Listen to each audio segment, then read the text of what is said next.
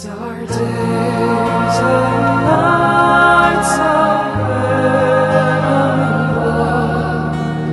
Heroes will rise as the anchors fall.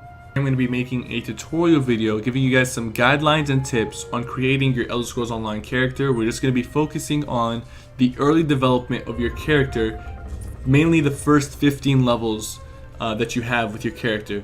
So right when you start, you will have 3 skill points to use, and usually what I do is, if I'm planning to use my class skill lines, I usually want to spend 1 skill point in each skill line. That way I can level up each skill line as they go, because in order to level up a skill line, you don't actually have to use the skill that you put a skill point into, but you have to have it slotted on your skill bar. Of course, if you use it, you will be given more XP to that skill line, but as long as it's slotted, you will still gain experience for those skills. So you only have 3 to spend right when you start. So what I usually do is I spend those 3 on the 3 skill lines. Then what I do is I have in mind what 2 weapons I'm going to be mainly using once this character is finally built enough to use 2 weapons, which is level 15. So say you want to use a bow and a sword once you're finally getting going on your character.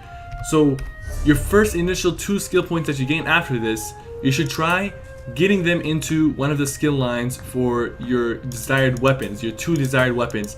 And the reason you want to do this is because before level 15 you can only use 1 weapon, so it's kind of hard to balance leveling both weapons up at the same time. What you want to do is you want to level up your one-handed shield, get an extra skill point, and then purchase your first ability and slot it on your bar.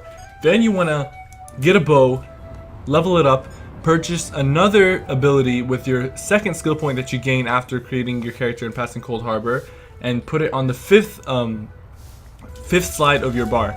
Now this is very important because, like I said, as long as it's slotted, you will be leveling up that skill line. Another method that I use to level up my weapon skill lines is before you complete a quest, if you switch to a certain weapon, you will actually get more experience in that weapon in particular. So if you see your bow is really low in level and you're focusing a lot on your one-handed shield and you find it out-leveling your bow, you can always switch to your bow before completing your quest to give that an extra bonus on the experience. Now after you've spent your first 5 skill points, your other skill points can go into other weapons, other classes, and even armor, world, and racial, maybe even crafting if you want to start off crafting. But as long as you have your first 3 class abilities slotted and your 2 weapons of choice slotted, you're going to have a smooth leveling process, and by the time you're level 15, you'll find yourself a well-built character ready to go to action.